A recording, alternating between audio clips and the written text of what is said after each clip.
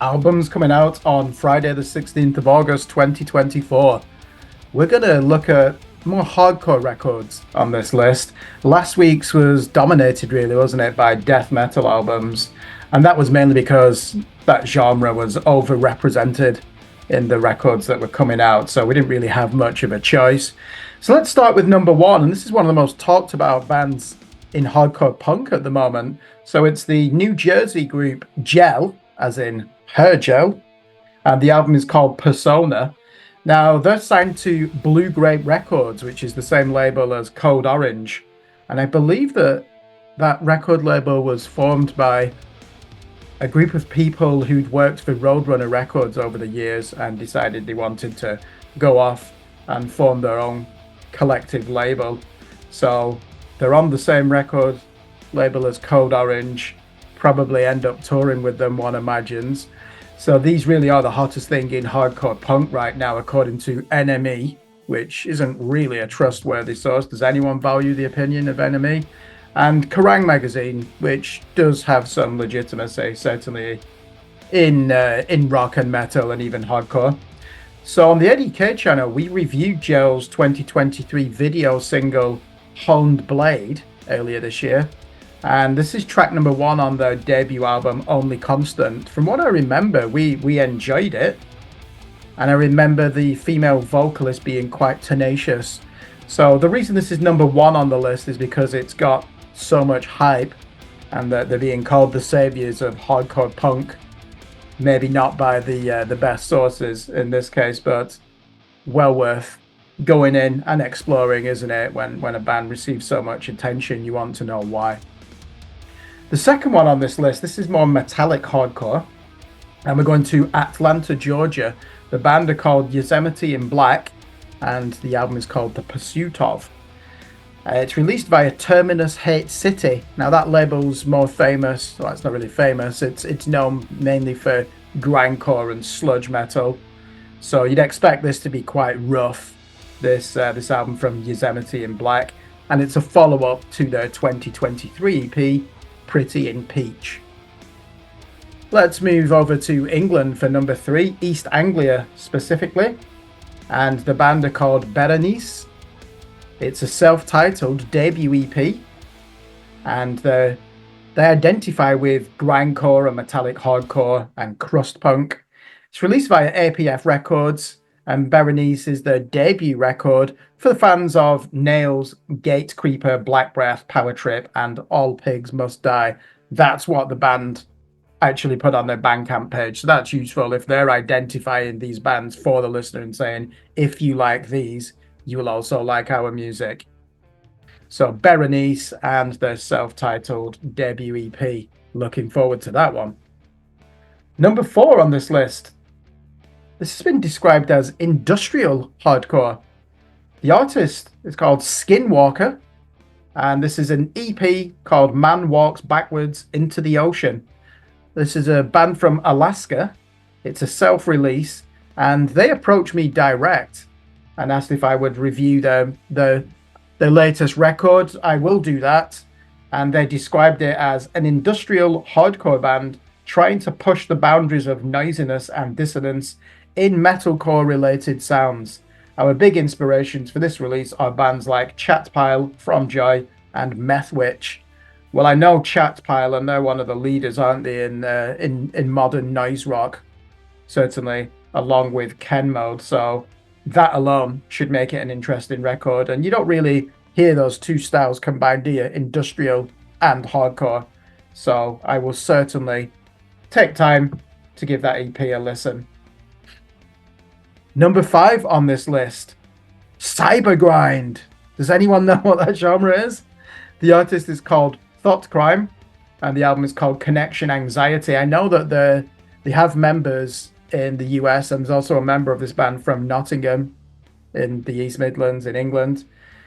They're signed to Prosthetic Records now, and their approach to writing music or collaborating is quite interesting. They call it an embrace of technological advances and DIY collaboration via Discord servers, instant messengers, and an online community. So collaboration clearly is the big part of this band. Cybergrind, that's just synthesizers making extreme noise sounds, isn't it? I hope it doesn't include too much of that chip tune subgenre that I really find hard to connect to. And wasn't there also in the early 2000s or mid 2000s that subgenre of Nintendo core? You do wonder if it's going to have elements of that in it. But this band is signed to Prosthetic Records, who are normally one of the most trustworthy labels in the underground, certainly when it comes to cutting edge experimental and extreme music. Number 6 on this list, we're going to Germany, Eisregen, and the album is called Abad. Gothic black death metal. They're signed to Massacre Records. This is album number 16 since they released their debut in 1998. They even have a Wikipedia page. They must be important. And on that Wikipedia page, it says 4 of the band's albums are banned in Germany with different restriction levels.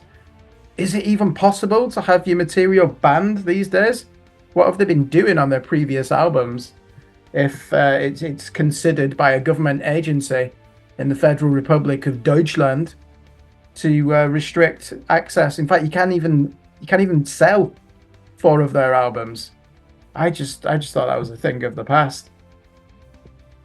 Number 7 on this list, Avernus, Grievances. That's the name of the album. So the artist is Avernus, or Avernus, as you might want to pronounce it. Gothic Death Doom from the USA. They're signed to M Theory Audio.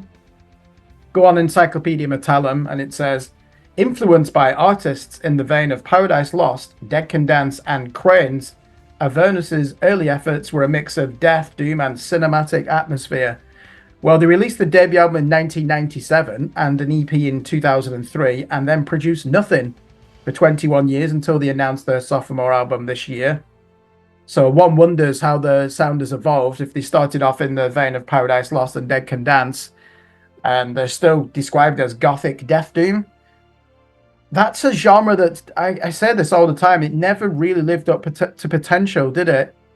You got to take that 1991 album, Gothic by Paradise Lost, and hold that up as the standard. And how many bands have come close? Nobody. That is an incredible album. It is one of the greatest metal albums of all time. Yet most of the bands they've influenced seem to water down that sound.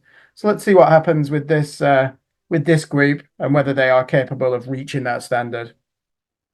Number 8 on this list, the biggest band on here, certainly the most influential. Swedish legends Dark Tranquillity have a new album coming out, called End Time Signals by Century Media. Melodic death metal. They're synonymous with that, aren't they? In the 90s, these and At the Gates and In Flames really pioneered that modern melodic death metal sound. In fact, you could argue that Carcass did on their 1993 Heartwork album, but the Swedish sound, Dark Tranquillity, have had such an influence on this. Their 1995 album, The Gallery, is held up to this day as one of the greatest mellow death albums ever. This is album number 13 from the Swedes. Now, the last 4 records that have been released since 2010 have received quite a lukewarm reception amongst the diehard fan base and those people that prefer their earlier, heavier materials. So it'd be interesting to find out what they've got in the locker for this album. I mean, we've already reviewed track number 4 of this record for the A.D.K channel. The video single was called Not Nothing, and we enjoyed the progressive and melancholic elements. So it will be intriguing to know if they're continuing on the same route as the last 4 albums, which have not really been received too well in certain circles, or are they going to go back to their earlier, more aggressive sound? There's only one way to find out. Listen to the album. Number 9 on this list, we're going to go for some progressive death metal. The artist is called Vile Rights, and the album is called Senescence. It's released via Carbonized Records. This is an American band. They've actually received comparisons to that Yorkshire death metal unit Cryptic Shift. So that'll have some interesting moments of discordance and technical rhythms. Really quite an unusual sound, isn't it, that Cryptic Shift have. So labyrinthine, is that even a word? That'd be a good way to describe it. I imagine if they're going to sound like Cryptic Shift. But this is their debut album, and from what I remember, the drummer is also in that death metal band Laceration, who I recommended or I had on one of our lists over the last month, and I ended up giving it 5 out of 10 when I reviewed it for our sister organization, Scream Blast Repeat, because like most death metal records, it soon became tedious after track 5. But this is progressive death metal, and I'm more receptive to this and certainly enjoy this more niche take on the genre.